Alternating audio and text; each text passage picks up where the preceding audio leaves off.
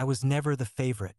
That was my sister, the golden child, the one who could do no wrong, no matter how cruel she was, no matter how much she got away with. My mom? She adored her. And me? I was just there. An afterthought. A shadow in my own home. It had always been this way. Growing up, I learned quickly that my opinions didn't matter. My dreams weren't important. My feelings? They were either ignored or ridiculed. When my sister failed a test, it was my fault for distracting her. When she lost a friend, I was probably the reason. When she broke something, I must have pushed her into it. And my mom? She believed her. Every single time that I tried to be the perfect daughter. I worked hard, got good grades, kept quiet when they insulted me. I never lashed out, never fought back. I thought maybe, just maybe, if I proved my worth, they'd finally love me like they loved her. But nothing changed. It all came crashing down the night they told me I had ruined their lives. It started with an argument. Well, they were arguing. I was just standing there, letting them yell. My sister had flunked a class, and instead of taking responsibility, she blamed me.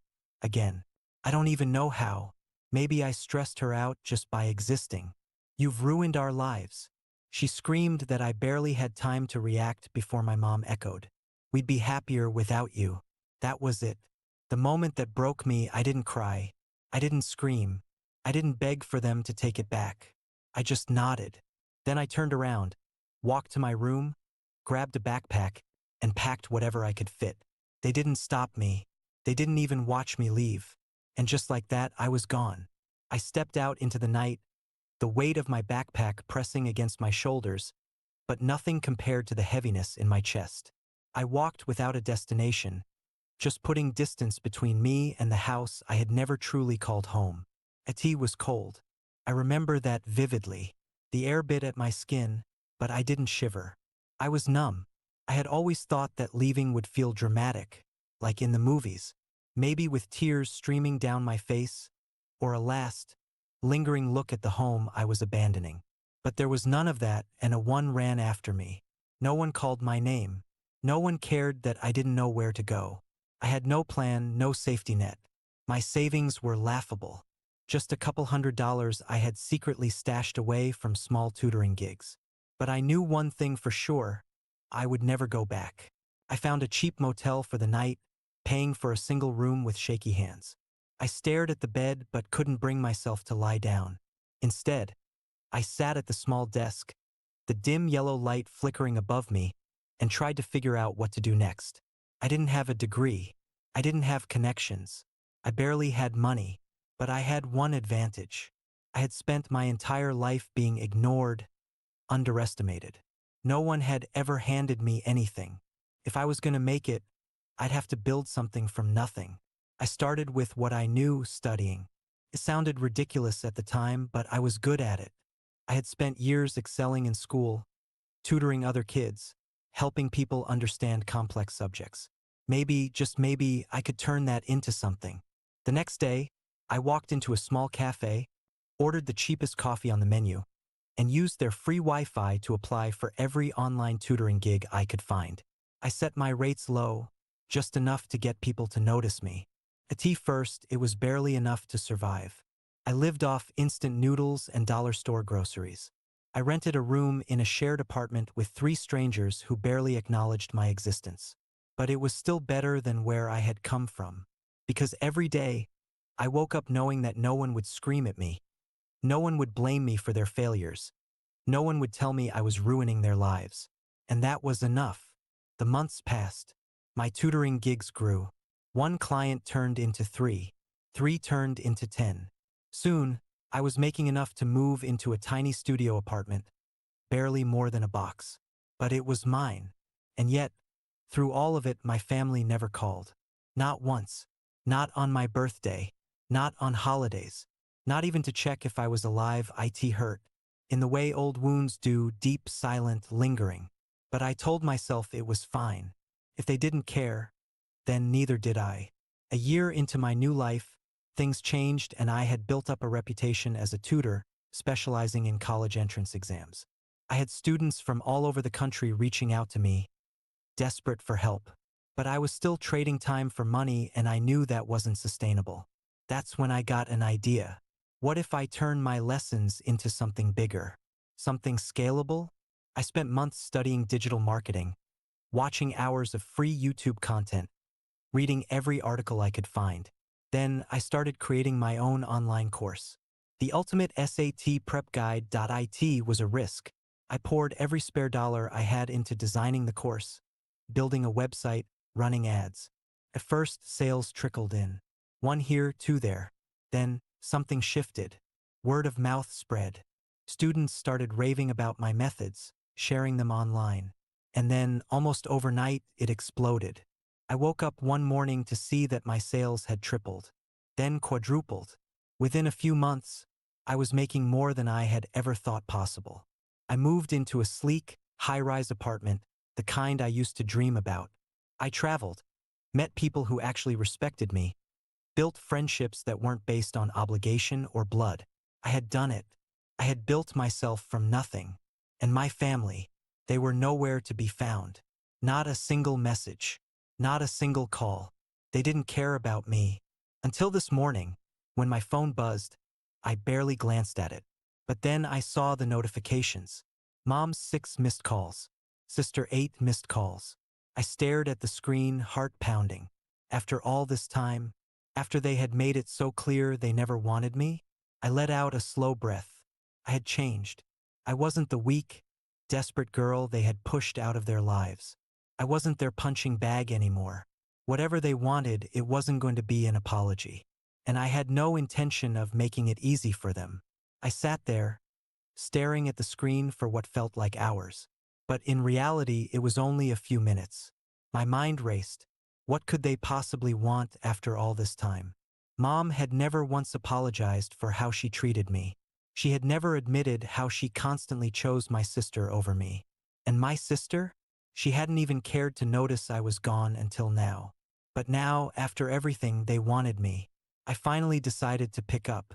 It was almost surreal, hearing her voice after so long. "Hello?" I said, keeping my voice neutral. "Sweetie, please, we need to talk." Mom's voice trembled. "Sweetie?" After everything? She hadn't called me that in years. The fake tenderness stung. "What's going on?" I asked, not hiding my disbelief. There was a long pause. We've fallen on hard times." Mom continued, her voice cracking. "Your sister, she's been having trouble at school again. And with everything going on, we just don't have enough. We need your help." I bit my lip, feeling a strange mix of satisfaction and rage bubbling up inside me. This is why they were calling me now. "What kind of help?" I asked, keeping my tone calm. "We need money," she blurted out. "Your sister's tuition, it's due. And we have bills we can't pay. I know we've never been there for you, but please, we're struggling. We need you to help us. We know it's a lot to ask, but please, we've tried everything." I could hear her sniffle. Maybe it was genuine, or maybe it was just guilt trying to worm its way back in. "Please," she repeated, "we need you back. We need your support." The words hung in the air. My support? The same support they had rejected for years. I closed my eyes for a moment, trying to control the rush of emotions threatening to choke me. How could they think this was okay? It was the first time in a long time that I felt something other than indifference. It was laughable. "You're serious?" I said, a bitter laugh escaping my lips. "You really think I'll come back and help you after everything?" There was a pause, followed by my mom's desperate voice. "Please don't do this. We know we messed up, but we're your family. You can't just leave us like this. You never cared about me when I needed you." I shot back, my voice trembling with suppressed anger. "You were too busy with your golden child. You let me disappear.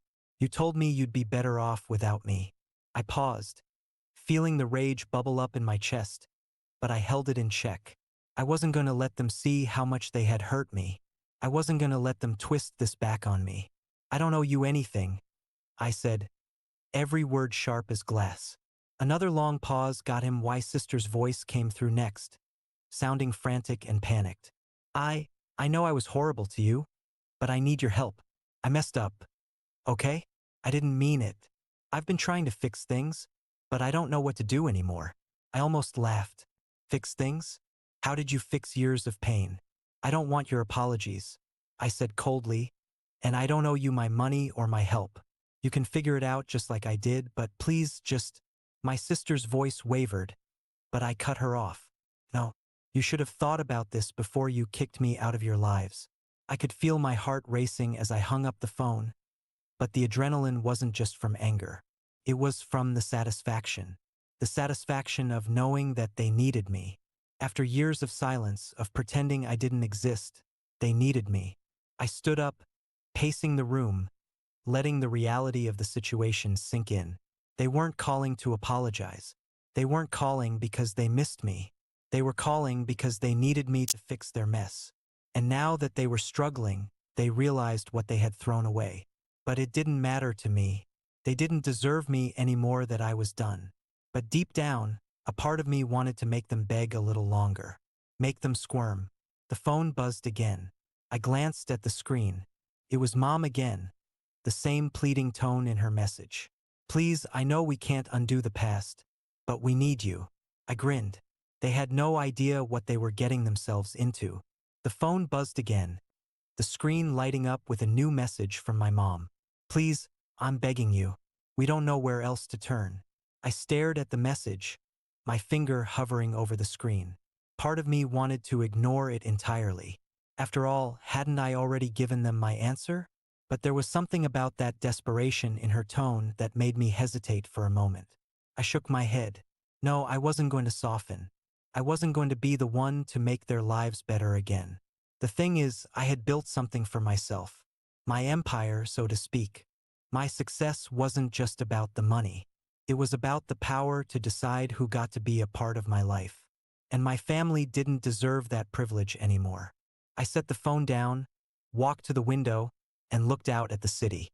From this vantage point, everything felt so distant, so small. The struggles of my old life felt like they belonged to someone else. I wasn't that person anymore. I wasn't their burden. Yet the messages kept coming. I took a breath. I wasn't going to give in.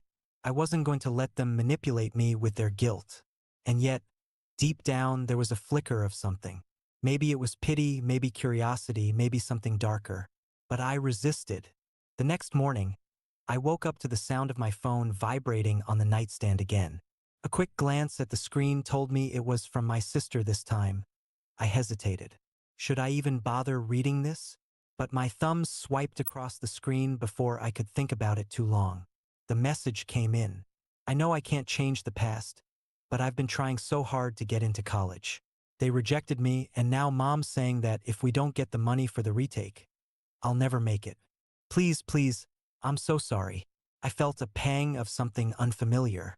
Not sympathy, not guilt, but something that made me pause. Was this genuine? Was this really my sister begging me? Or was she just playing her part? I took a deep breath, my hands shaking as I typed my response. You never cared when I needed you. Why should I care now? I hit send, and the weight that settled in my chest felt heavier than I expected. There was a part of me that felt cold, detached, a protective armor I had built over the years. But another part of me, it wanted to believe her. But I couldn't as the day went on. I continued working, but every time I glanced at my phone, there were more notifications. Calls, texts, voicemails. They were relentless. I could feel their desperation creeping through the screen, through the words. They were starting to crumble under the weight of their own choices. But what did they expect from me? They had made their bed. They had chosen their path. Now it was time for them to face the consequences. But then, at 7 p.m., I saw something that made my heart skip a beat. A message from Mom. I need to talk to you. This isn't just about money. I know I messed up. We messed up. But I'm asking you as a mother to come home. I need you. We need you. Please don't leave us like this. I stared at the message, my thumb hovering over the keyboard. For a second, I actually considered calling her back. Maybe I could hear her out. Maybe I could find some way to make this work. But then I thought of everything they had put me through. The way they had treated me like I didn't matter. I wasn't just going to forget that I wasn't their savior. With a deep exhale, I typed, "You had your chance. I'm done." I hit send. and something inside me cracked and I knew I had made the right choice. But at the same time, there was a lingering ache in my chest, because deep down, I couldn't help but wonder, what if this was their last cry for help? What if they really were suffering? But in the end, I had learned one thing.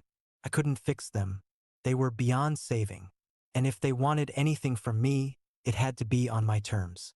I set my phone down and tried to forget about them. But the next evening, as I was sitting in my living room, scrolling through my phone, I heard a knock at the door. A sharp, quick rap, followed by a pause. I looked up, a little confused. Who could that be? I stood up and walked over to the door, the hairs on the back of my neck standing on end. Something didn't feel right. Peering through the peephole, my stomach dropped. There they were, Mom, Dad, and my sister, standing on my doorstep, looking like they hadn't slept in days. Their faces were tired, drawn, and pale. But it wasn't just their appearance that made my pulse quicken. It was the fact that they had shown up here. Uninvited, I froze for a moment, unsure of what to do. Part of me wanted to ignore them, to turn around and walk away, pretending I hadn't seen them. But the rage I had been bottling up came surging forward. I wasn't about to let them invade my space. After everything they'd done, I opened the door, just enough to see them fully. My heart was hammering in my chest. "What are you doing here?" I asked, my voice low but shaking with anger. Mom stepped forward first, her eyes wide with desperation. "Please, please just hear us out," she pleaded. Her voice trembling, I stared at her. The same woman who had told me she'd be better off without me, who had shoved me aside time and time again. And now she was standing on my doorstep, asking for help. "What the hell are you doing here?" I repeated, my tone rising. "You think just because you show up at my door, I'm going to take you back? You think I'm going to forget everything you've done?" Dad shifted uncomfortably behind Mom, but he didn't speak. My sister stood next to him, her eyes on the ground, avoiding my gaze. We're sorry," Mom said, her voice breaking. "We've been trying to reach you, but we know we've messed up. It's just so hard, and we don't know what else to do. You're the only one who can help us. The only one who can help you." I felt the anger rise up like a tidal wave. "You didn't need me before. Why now? You had years to fix this," I snapped. "Years. And you never once bothered to reach out to make things right. Not when it mattered. And now you think you can just show up here and make everything okay?" They were silent for a moment, clearly taken aback by my coldness. Mom's eyes welled with tears, but I couldn't bring myself to care. "We've been struggling," she continued, her voice a desperate whisper. "We don't have money for rent. Your sister's future is slipping away. I don't know what else to do." "Don't tell me you don't know what else to do," I said, my voice shaking with fury now. "You had choices. You made choices and I wasn't part of them. But now that everything's falling apart, suddenly you want me?" Mom took a step forward, her hand outstretched. "Please just listen."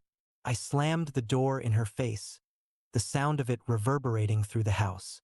The noise echoed in my ears, and for a second, I felt a rush of power. I could finally control this situation. But as I stood there, my hand resting on the door handle, something gnawed at me. Something twisted in my GU to IT wasn't guilt. It was something worse. It was the realization that they had come here to me because they had nowhere else to turn. And they had shown up, not because they wanted to fix our relationship, not because they were truly sorry, but because they needed me. And I hated it. They didn't deserve me. But the anger wasn't the only thing I felt. There was a part of me that wanted to hurt them, to let them see just how badly they had messed up, to make them feel the weight of their own actions. And the fact that they thought they could just show up on my doorstep. It made me angrier than anything else. I walked away from the door, leaving them standing on the other side. But they didn't leave. I could hear them talking outside. Mom was pleading. My sister was crying. Dad was trying to comfort them. I couldn't stand it anymore. The anger inside me was overwhelming. And I knew that if I didn't do something, I would regret it. So I opened the door again. There they were, standing there, still waiting. The desperation was written all over their faces. Mom's eyes were red from crying. My sister's head hung low in shame. And Dad, he looked defeated, like a man who had lost everything and didn't know how to get it back. For a moment, I just stood there, taking in the sight of them. The family that had hurt me, the family that had made me feel worthless, invisible. And now they were here asking for help. But what did I owe them? Nothing. That I took a deep breath, and then, without a word, I looked at them one last time.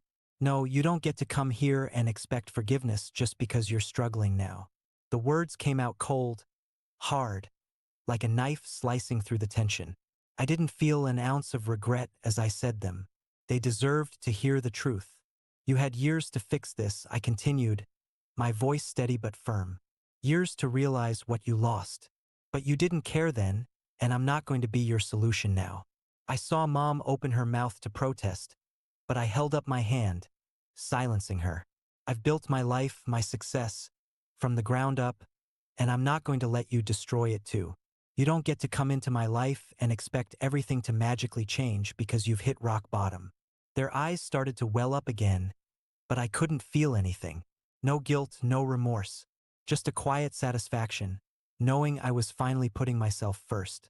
Go, I said simply, my voice unwavering. Fix your own mess. I'm done. With that, I closed the door for the last time. Weeks passed, and I kept living my life. My business grew, my network expanded, and I felt more alive than ever. I had become the person I'd always wanted to be. The person who didn't have to apologize for their success. The person who had learned to let go of the toxic parts of their past. I never heard from them again. Not even a message. Not even a call. And you know what? That was fine. It was a quiet peace I hadn't realized I'd been craving. And as time went on, I came to understand something important. The people who hurt you, the people who abandoned you, are not the ones you should be looking to for validation. You're the one who matters. You're the one who gets to decide your future. And in the end, I had learned one very simple truth. You can't keep giving to people who never gave you anything back. The door closed for good.